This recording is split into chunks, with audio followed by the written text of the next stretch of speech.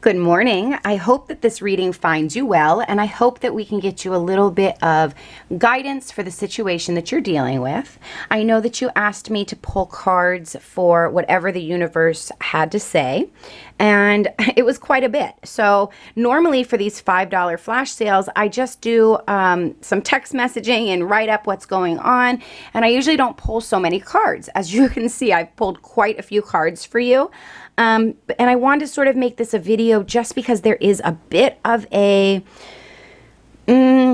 deeper message than some of the shorter readings can end up being. Yours was a little bit deeper and more meaningful, and so I really wanted to do a video. So what I'm going to do is I'm going to start out, I was just sort of showing you the cards. I did pull these off camera because, like I said, I normally don't film these, but I wanted to start out with telling you, as I set the camera up so that we can go through your cards, I wanted to start out by letting you know that in case you haven't had a reading before, readings deal with energies. And so it is whatever energy is surrounding you. It could be your energy in a situation you're dealing with. It could be the energy of somebody that you care about and is close to you and something that they're dealing with. It could be a mixture of both. These are also not time linear, which means that energy does not run on the calendar time, January, February, March, April. It doesn't do that. It runs fluid. So that means that this could be a message that is important for you to hear that could involve something from your past, something you could be dealing with now in the present, or I could be pulling something that's coming into the future. For me, looking at this, I personally feel like this is something that you've been dealing with and that you're still dealing with, and I have a little bit of future stuff in here as well. So what else did I want to say? I think that's about it when it comes to all of the basics when it comes to tarot. So if this message does not resonate with you right now, then that's fine. Don't try to put yourself into the box and be like, oh, I have to resonate with it. No, here's the deal with energies. And a lot of my clients will say, oh yeah, that made sense. That made sense. I totally understand that. And then a couple weeks later, they'll come back to me and be like, oh my gosh, the rest of that reading, which was a little bit confusing to me or I didn't fully understand, that's playing out now. So just give it a few time. A lot of the times I do pick up energies that are in the future. So, okay, with that being said, I always pick oracle cards before we get into the tarot, and the oracle kind of gives us a bigger picture of everything going on. You actually came out with 3 oracle cards, and as I was shuffling, I felt a huge jump in my energy field. So I was very calm. It's early in the morning. It's actually only like 8 o'clock, and everything was just sort of calm. And then all of a sudden I felt, as I was shuffling, this just huge jump in energy. So I don't know if you're feeling like that, like there's just a lot going on, like there's a lot around you and a lot of energy. So the oracle cards you got were Trust, which is a beautiful card. It breaks down to a number 5. It's a 32. The second one that you got is Pleasure. And this one I actually pulled some tarot on because I was a little bit confused on what it meant. And then the last card you got for the oracle was Trust. Okay, so first off the bat, trust, pleasure, and fear. For me, I instantly felt like there was something that you needed to trust that was out of your control. You're fearing possibly that you can't control it. It might be sending you into a little bit of not anxiety yet, but it's going there. And we'll get deeper into why I'm saying that in a minute. And then pleasure. I was kind of confused on why pleasure was in the middle of trust and fear. It's like you're going towards something that might bring you pleasure. And for me, pleasure is not always what we think of it as. It can be anything that brings you joy. So I have a personal motto that says I don't do anything for myself that doesn't bring me pleasure. And a lot of people say, well, what do you mean? You don't clean your house, you don't do this. No. I enjoy the end result. So even if the actual physical thing does not bring me pleasure, the end result might bring me pleasure. So having a clean house brings me pleasure, so I clean it. So with that being said, I wanted to see what the pleasure card was all about because it can be different things for different people. And it looks to me like there is a new beginning in a financial beginning or a new beginning when it comes to something that is full of stability. But then also this is the new pleasure passion card. So that was actually kind of funny when that came out for me. But this could be the start of a new project, a new book, a new idea, something creative that really brings you joy and brings you passion, but it's also going to bring you financial stability as well. If that's a relationship, it's something that brings you pleasure, joy, happiness, but also is rooted in finance and foundation. So let's get into the regular spread. I want to kind of bring this down. I'm sort of using just a pop-up container to prop this up because we have a lot of cards going on here. So the overall situation looks to me like you want to leave something and go towards something new, but it might be sort of risky or even dangerous in a sense because you don't know what's going to happen. I feel like there might be a lot of communication regarding this situation. You might be dealing with a lot of text messaging, incoming emails. Maybe you're dealing with a lot of communication from a lot of different people.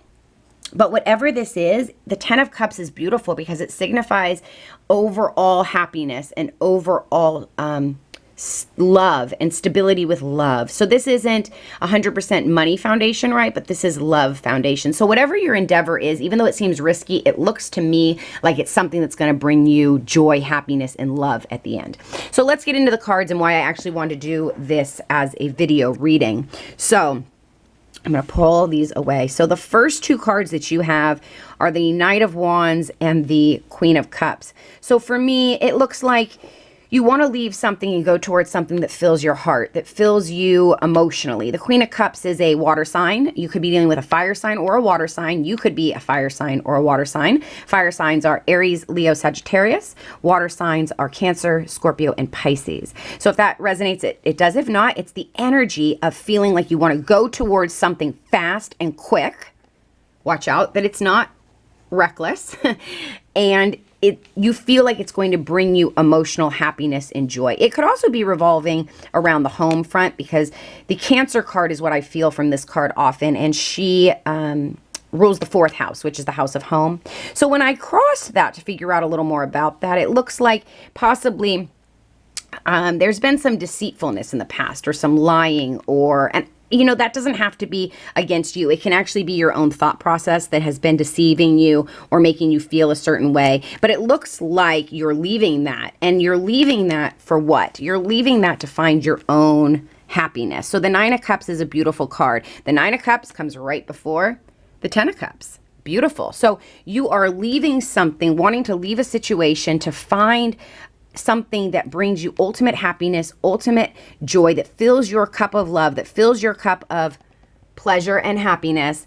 But I feel like you want to do this maybe alone, or you don't want to, or you shouldn't tell people about it right away. You're working towards something that's going to bring you financial stability, but is also going to bring you pleasure and happiness. So I definitely think that this is bringing you a little bit of stressful nights, and maybe you're up all night thinking. Now, the 8 of Swords is a very, very serious card, which is part of the reason why I wanted to do this on video. The 8 of Swords is about self-imposed negative thought processes. Okay, so that means this woman, her hands are bound, but they're not tied. This blindfold is barely on. These swords are barely wrapping around her. She could free herself and break free if she wants to, but she's not breaking free. She's not trusting that whatever is coming towards her is for her own benefit. She's thinking all sorts of things that could be and could not be and what's going to happen. As I say that, the trust card falls down. So have a little more trust. Don't be so fearful, and trust more that everything is going to come the way that you want it to come. But you need to leave a negative situation or a negative thought process, which is really what I feel that this card is. You need to leave that behind so that you can move forward and think the positive thoughts and work towards your goal. Because if you're stuck in your mind, you really, really cannot work towards a positive outcome and a positive goal. You need to put your head down and work and focus on creating this foundation that you want, whether it be by yourself, alone, or with a group of people. Now, at the very end, in the final, which sometimes I look at as the future, but again, this can be however it reads for you, we have the major arcana of Temperance, which is a beautiful card. This is an angel card. This represents Sagittarius. Again, another fire card. I have all the elements though on the board, so you really could be dealing with anybody, or you could be any sign. But this is a beautiful card. It means that if you can balance out everything that's going on within you, if you can balance out your mind, your thoughts, your spirit, your body, everything going on. You know, she's got a little cake here. She's got some green juice going on, some carrots and some water. She's got the balance of both. Okay, if you can do that, then you can get to where you need to go. But there's a bit of a warning here, and the warning is the moon card. And now the moon means that something has been hidden from you, and something isn't exactly how it seems to be.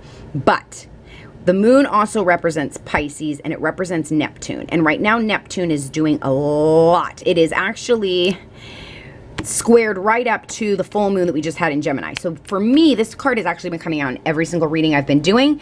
And what it's telling me is that there's stuff that is going to come out in the next couple weeks that needs to come out so that you can then move forward. It's not always negative, but it's little details that might have been missed. So comb over everything that you're doing. I want you to really look at every single thing that has been going on, and I want you to read all the fine print and all the fine details. We are also in Capricorn season.